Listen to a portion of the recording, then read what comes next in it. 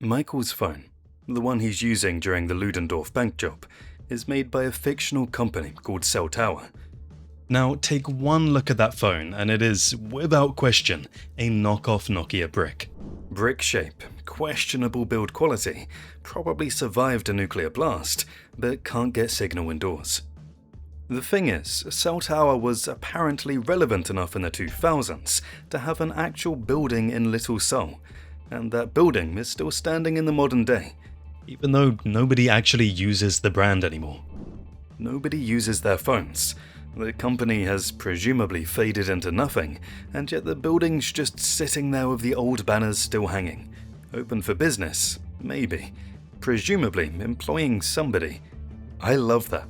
A fictional knockoff phone brand outliving its own relevance is probably the most Los Santos thing in the entire game. Here's one that feels small but is actually kind of a big deal from a lore standpoint. In Franklin and Lamar, when the two of them are picking cars to repossess for Simeon, the game treats it as canon that Franklin picks the Obey 9F. Not because the game forces you to, you do technically get to have a choice, but because Franklin is seen driving the 9F in the GTA 5 trailer. Rockstar locked it in retroactively. So every time you replay this mission and grab the bagger instead, you are, by Rockstar's own reckoning, playing an alternative timeline. You're speedrunning a false history. The canon Franklin is already in that 9F, doing exactly what the marketing team needed him to do. When Franklin and Lamar roll up to repossess the Vagos motorcycle in repossession, they run into a drunk guy who stumbles out of a garage screaming at them about Lord Zaffo. Lord Zaffo is the unseen alien overlord who gets mentioned a handful of times across the game. Ron brings him up on his conspiracy radio show, connecting him to human agriculture and food additives, basically the classic reptilian-type aliens. What makes this guy specifically great is that he's not even the only one out here losing it over Zaffo. There's another drunk later in Eye in the Sky muttering about him too, lying on the ground like the whole thing already got the better of him. Different guy, same panic, same name. Bro, I'm telling you, somebody in San Andreas is having a very bad time, and it isn't the cops or the cartels doing it to them. In early development, the way Franklin broke into Michael's house for complications was completely different. The plan was for him to climb up the vines on the side of the building. At some point during development, this got changed to the version we have now, where he climbs on top of the truck first, though the vine climbing animation still exists in the game's files. Rockstar probably didn't use it because it looked scuffed, but that's just a speculation. Every single time you play this mission, a scripted prison bus drives past at a specific point. It isn't random, it's 100% scripted, bro. Rockstar coded a prison bus to appear here, and then never gave you a single reason to need one anywhere in the rest of the game. There are no prison bus missions, nobody escapes from a prison bus. It just drives by, chilling, minding its own business, pointlessly. Why? The GTA fandom has discussed this extensively, and arrived at the conclusion that nobody knows. So at the end of marriage counseling, after Michael and Franklin winched the deck clean off a house up in the hills, the tennis coach calls Michael and says, "What the hell, that's not my house." Which, yeah, correct, because Michael never actually confirmed where the guy lived. He just knew it was somewhere in the canyon and went off vibes. Turns out the deck belonged to a woman named Natalia, who happens to be involved with Martin Madrazo, an actual cartel-adjacent businessman who doesn't take kindly to having his property pulled down a hillside by two strangers. So Michael, in pursuit of a tennis coach, picks a random house in the right general area, tears the deck off it, and accidentally declares war on a guy who is significantly scarier than a man who teaches backhand technique for a living. Not gonna lie, this is the most Michael DeSanta thing that has ever happened. When Michael and Jimmy head to Vespucci Beach at the start of Daddy's Little Girl, they rent bikes from a guy running a stall on the beach. Nothing remarkable about this on the surface, except the guy's wearing a shirt with John Marston on it. Not a reference to a fictional celebrity within the GTA universe, John Marston, from Red Dead Redemption. It's the kind of thing you'd only notice if you were looking for goofy-ass stuff like a random NPC shirt, which is a sentence I'd rather not have to say, but here we are. The mission Chop has a scripted moment, where Chop the dog gets a bit too friendly with another dog mid-mission. Rockstar animated this. Someone at Rockstar went in, modeled this interaction, added it to the mission, signed off on it, and shipped it. Fine. What's funnier though is what the speedrunning community discovered. You can skip this entire scripted sequence by shooting the other dog before Chop reaches it. That's it. That's a legitimate speedrun skip. Bro. The most chaotic solution to a dog-based cinematic. I'll leave the ethical commentary there. The point is that this skip works, dude. It's been documented, and someone found it, which means someone was trying. Huh. Just give us GTA 6, man. People are going crazy. And subscribe to the channel before I tell you this next fact, or I'm gonna let Chop have his way with you, buddy. Yeah, jokes aside. Here's one that was apparently changed late enough in development that the original version was already recorded. In the long stretch, the deal with D goes wrong, and Stretch ends up being the one who kills D. Originally, that kill belonged to Franklin. You can actually hear Lamar reference the original version in the mission itself. I killed him at first, and they gave him the kill. The change was made because the story needed Lamar to have a reason to trust Stretch going forward, which is what makes the eventual betrayal land harder. Franklin getting the kill first would have wrecked that setup. The ghost voice lines are still in there though, haunting the mission. Okay, so this one's a tiny detail, but it's the kind of thing that makes you feel like Rockstar was putting their own stuff on a mood board and giggling about it. In Friend Request, there's a brief cutscene outside Lester's house where Michael gives him the finger. Small moment, blink and you miss it. Except, that exact moment, Michael flipping Lester off was already used in Lester's official promotional art for the game. Rockstar took a bit of animation from the game, used it as promotional material, and then kept the exact scene in the mission itself. The promotional art spoiled a tiny moment in Friend Request and nobody noticed. During casing the jewel store, when Lester's going through his roster of available crew members, he drops two massive references in a completely offhand way. He mentions an Eastern European guy making moves in Liberty City, but he went quiet. That's Niko Bellic. And then he adds, I've been working with someone, but they're too unpredictable. That's your GTA Online character. Both of these are thrown away like they're nothing. Lester's crossing over 3 separate corners of GTA history in one paragraph while casing a jewelry store. What a beautiful detail. The Eastern European guy went quiet. We know, Lester. We know. After you rob Vangelico's in the jewel store job, their stock tanks on the in-game market, which, fair enough, bad PR day for them. Except that Vangelico's is a chain. It's not a solo boutique, it's multiple locations. A robbery at one branch of a chain jewelry store should not sink the entire company's valuation. Unless every investor in Los Santos has the exact same panic response and zero ability to contextualize a localized incident. Which, honestly, knowing Los Santos, that might be the most realistic part of this whole thing. The market is irrational, and the people in it are worse. Fair enough, Rockstar. The first time we meet Trevor properly, he ends up killing Johnny Klebitz, the main character of The Lost and Damned, in Mr. Phillips. And while the whole thing is brutal and kind of iconic, Rockstar left a pretty glaring error right there in the scene. Johnny's jacket says Vice President on it. That's wrong. During the Lost and Damned DLC for GTA 4, Johnny became president of the Lost MC. Full president. He earned it, he ran the club, made the hard calls, and kept the chapters from falling apart. And then GTA 5 resurrects him just long enough for Trevor to stomp him into the dirt, and they got his rank wrong on his jacket. Johnny Klebitz deserved better, bro, on multiple levels. After completing Nervous Ron, the mission where Trevor and Ron hit the airfield and take out the Lost Bikers, the Bleeder news site reports that the shooting happened at Mackenzie Airfield. No, sir, it did not. It happened at Sandy Shores Airfield. These are two different places, bro. The in-game news got the location wrong. Now, I'm not gonna sit here and say this is intentional satire about media accuracy, because I think it's probably just an oversight. But the idea that GTA 5's fictional online news outlet reports crime scene details incorrectly is accidentally one of the more believable things in the game. Bleeder is doing what news does, I guess.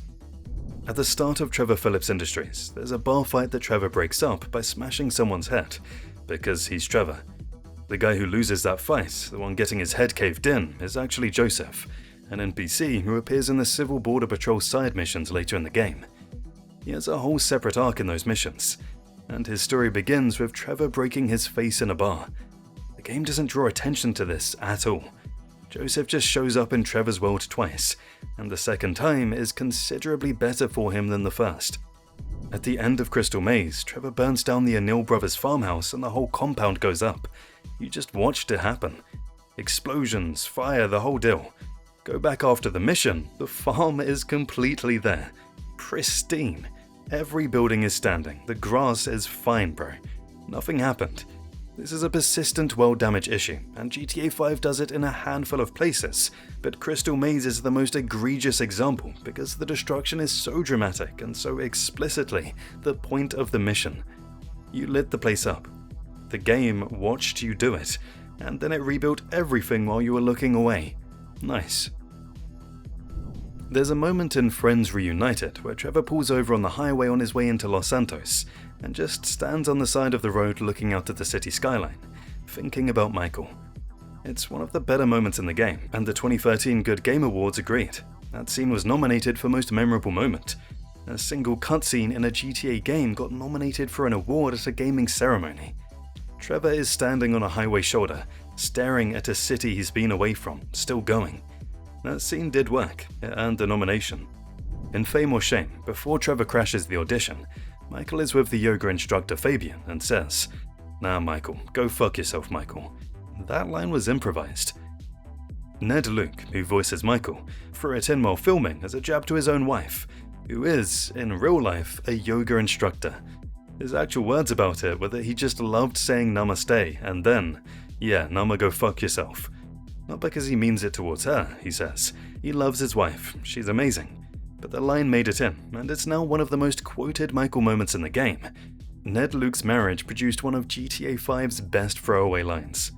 No matter what outfit you have Michael wearing when you start this mission, when he wakes up, he'll be in the suit pants he would have had on if you'd never changed his clothes since the start of the game, the base default trousers. The outfit the universe thinks he should be wearing. You could dress him in a full swimsuit before starting, and he'd still wake up in those trousers. The mission just corrects your fashion choices automatically. Michael always knows what he's wearing. Three's Company is the mission where Michael rappels down a building while Trevor flies a helicopter, and Franklin handles things on the ground. There's a glitch in this mission though.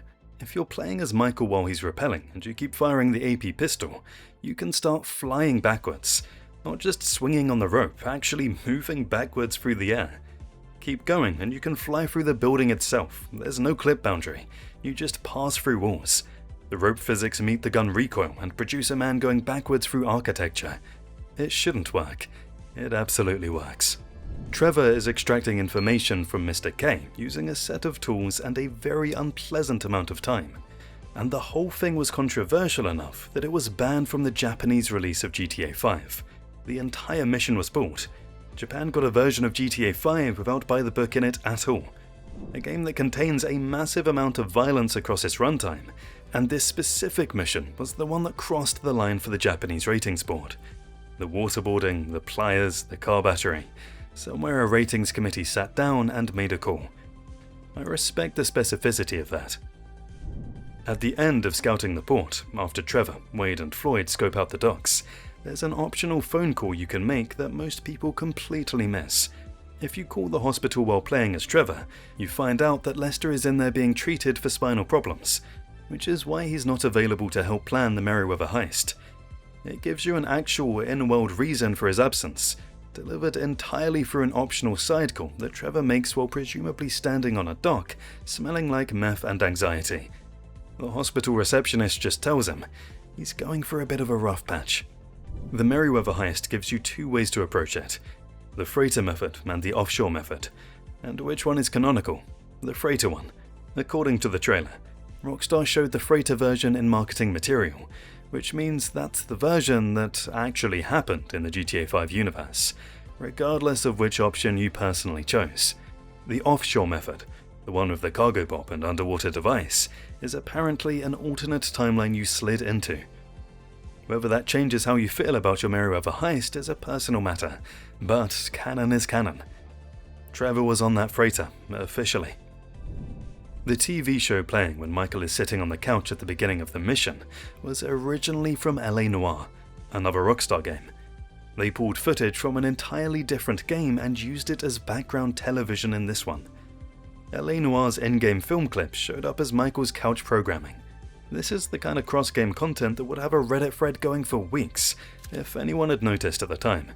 When Franklin, Trevor and Lamar are heading into Grove Street for the Deal in Hood Safari, before any of it goes sideways, if you look carefully, you'll see 3 guys on bikes riding through the street.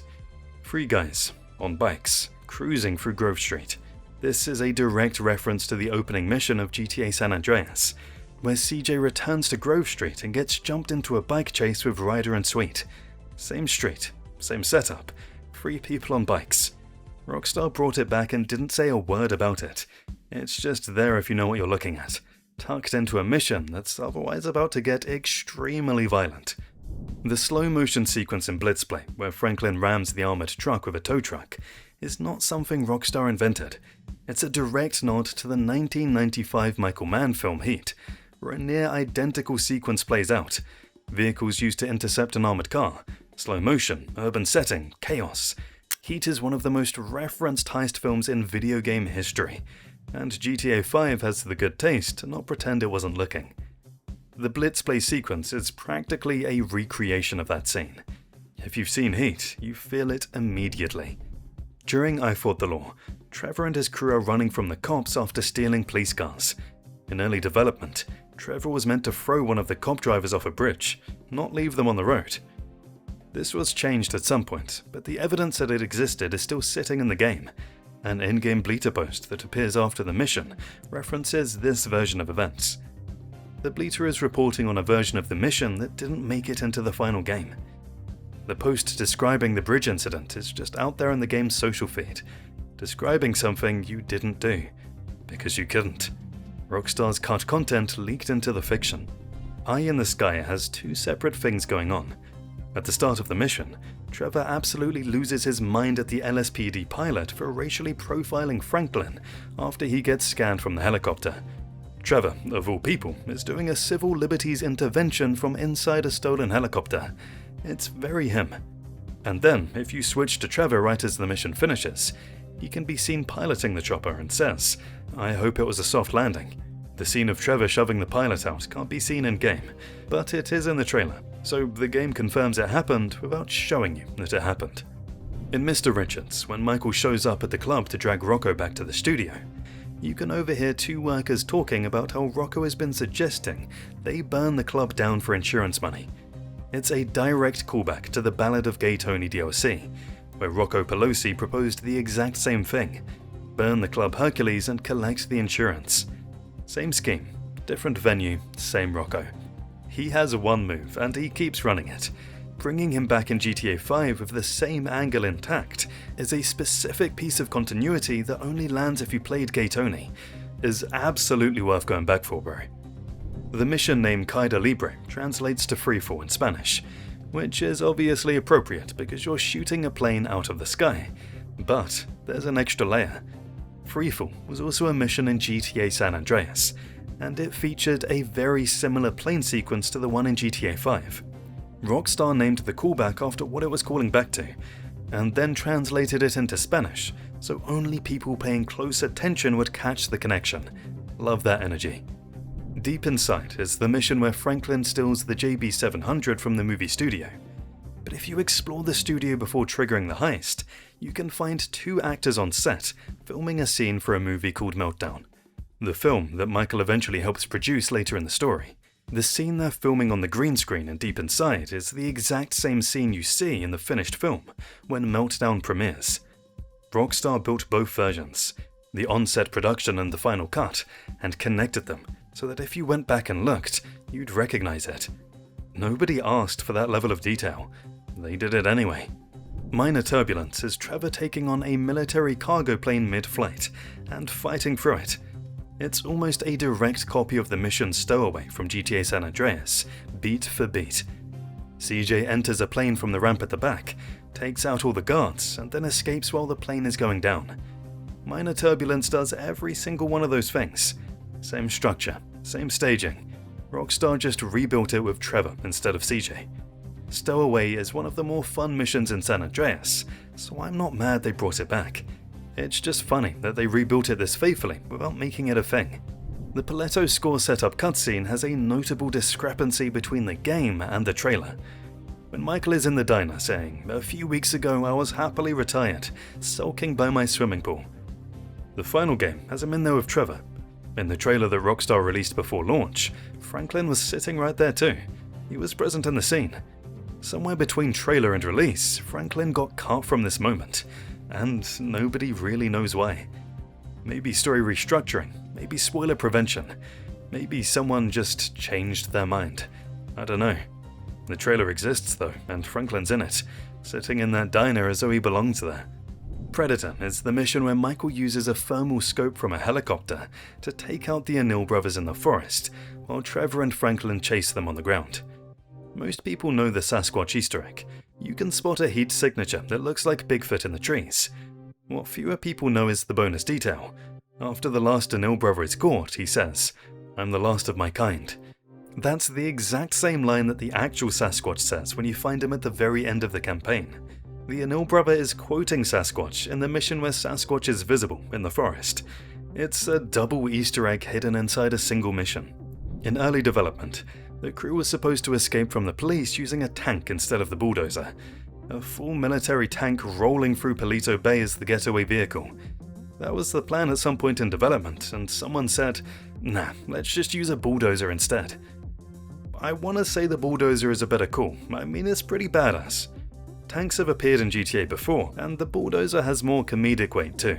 But the image of 3 career criminals stealing a bank and then rolling out in a literal military tank is something I genuinely wish I could have played through. Derailed is the mission where Trevor jumps onto a moving train on a bike and rides across it while it races towards a bridge. One detail about this specific train: it is 40 cars long. That doesn't sound dramatic until you compare it to the trains you'll find running around the GTA 5 map at any other time, which cap out at 10 cars. Rockstar built a custom 40-car train for this one mission. That's 4 times the length of any other train in the game. It exists purely so you have enough train to fight across. And then once the mission is done, the 40-car train disappears, and the regular ones come back. The big train was just for you.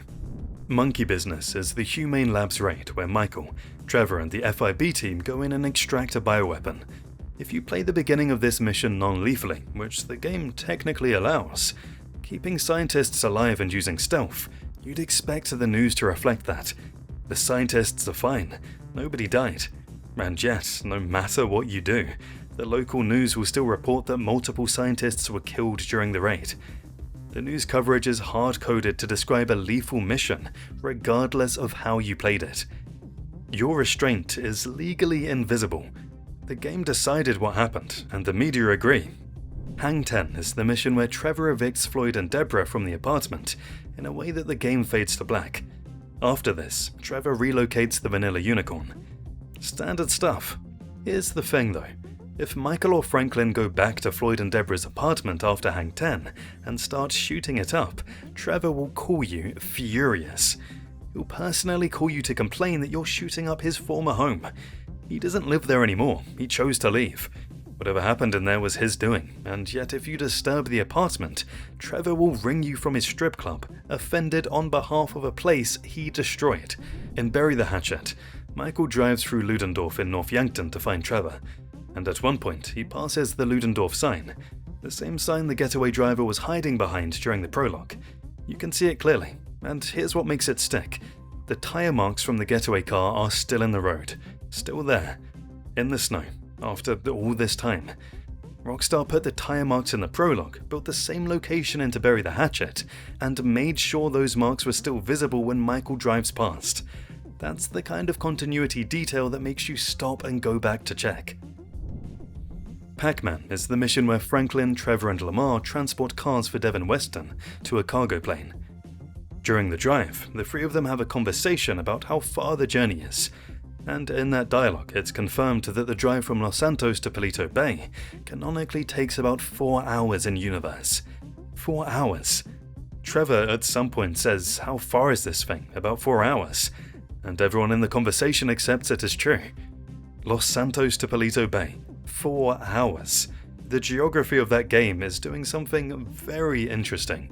Fresh Meat is the mission where Franklin tracks down Michael after he's been grabbed by the triads. While you're driving around trying to find him, every time you drive over a train crossing, a train triggers and passes through. It happens every single time, at every single crossing. This isn't normal train behavior. Rockstar coded train spawns specifically into this mission at every level crossing as a way to stall your progress and build tension while you're looking for Michael.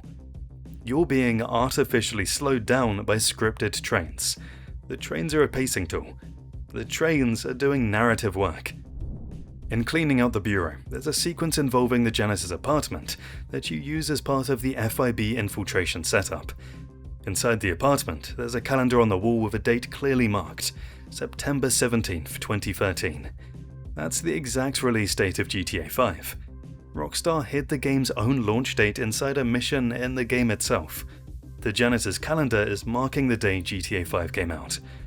Whether the janitor had plans, whether it was a personal thing for him, we can't know.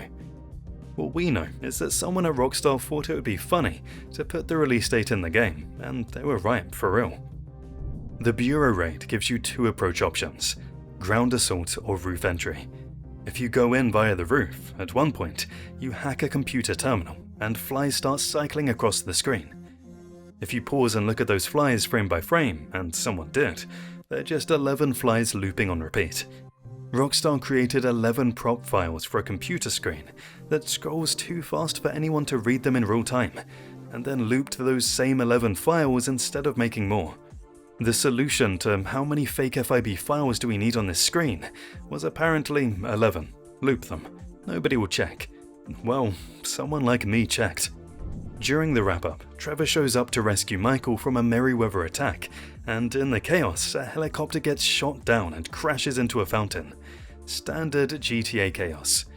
What's less standard is what happens afterwards. That helicopter stays crashed in the fountain permanently, for the rest of your save file. Unlike the Anil farm, which magically restores itself after Crystal Maze, this crashed helicopter just lives in the fountain now. The world remember it happened and kept it there. GTA 5 ignores a farm explosion, but holds onto one specific helicopter crash forever. Lamar Down is the mission where Franklin uses binoculars to find Lamar, who's been captured by the ballast in a lumberyard. When Franklin spots him through the binoculars, Lamar is clearly wearing a green shirt and black trousers. By the time you physically reach him and the cutscene plays, he's now wearing a black shirt and khaki trousers. Nobody changed his clothes. He was a prisoner the entire time. The clothing just changed between the binoculars view and the close-up. It's a continuity error, the kind you'd expect someone in production to catch, unless both outfits were designed by different departments and nobody cross-referenced them. The mission name The Ballad of Rocco is a direct reference to The Ballad of Gay Tony, the GTA 4 DLC where Rocco Pelosi was one of the main antagonists. He wasn't a protagonist, he wasn't even likable, but he had enough of a presence in Gay Tony that naming his GTA 5 send-off after the DLC he came from is a clean piece of continuity. Rockstar titled a mission after a DLC from a previous game to acknowledge the character's history, even though that character spends most of GTA 5 being insufferable. The Ballad of Rocco. The fact that nobody sings it is appropriate. Legal Trouble is the mission where Michael chases Molly Schultz into an airport, trying to recover the meltdown film reel. It ends badly for Molly. Here's the detail. If at any point during the chase you walk up to a vending machine and use it, even after Molly has already been killed by the jet engine, the game will immediately fail the mission and tell you Molly escaped. She has not escaped. She was sucked into a plane turbine at the end of a runway. The game registers vending machine usage as mission abandonment. The death counter isn't talking to the failure condition, and the result is a mission fail screen that says a dead woman escaped. This one's less intentional detail and more, someone on QA had a very long day. The mission Meltdown is Michael's home invasion sequence. He fights through his own house to save Amanda and the kids from Merryweather mercenaries. There's a moment where it looks like one of the guards has Amanda pinned to the floor, which is alarming. Look closely though. Amanda is trying to hit the guard with a shoe. The shoe falls after the guard is shot. She was fighting back with her shoe the entire time, and the camera angle just made it look worse than it was. This is either a deliberate piece of character writing, Amanda is not helpless, even in a crisis, she's going for it with footwear, or it's an accidental heroic moment that snuck in through the animation. Either way, good for her. The big score. Subtle approach. You're coordinating a massive gold heist and everything needs to go perfectly. So it's notable that in the cutscene where the truck convoy is being staged, one of the trucks has a visibly flat tire. And then in the next cutscene where the trucks are visible again, the tire has been fixed. Both tires, on all the trucks. 8 tires changed in less than 1 minute of in-game cutscene time. 2 guys changed 8 truck tires faster than any F1 team has ever changed 4. Unless that F1 team happens to be Ferrari, in which case, fair enough. If you know, you know. Call me selfish or whatever, I don't care. I just love this ending, the third way, which is the canon ending. Everyone lives, the big crew comes together, and the antagonists all get dealt with in one extended sequence. The third way is the only mission in GTA history where every single antagonist from a game's storyline is killed off in the same mission. Not across multiple missions, not across multiple endings. Steve Haynes, Stretch, Wei Cheng, Devin Weston, and everyone who was working against the crew gets handled in a coordinated takedown during this single mission. That has never happened before or since in the franchise. Another reason this ending is canon is that all 3 of the protagonists appear in GTA Online, alive and well. So there you go. Those facts were useless, but this ranking might start a war. Watch this video on GTA Protagonist ranked from least to most unhinged.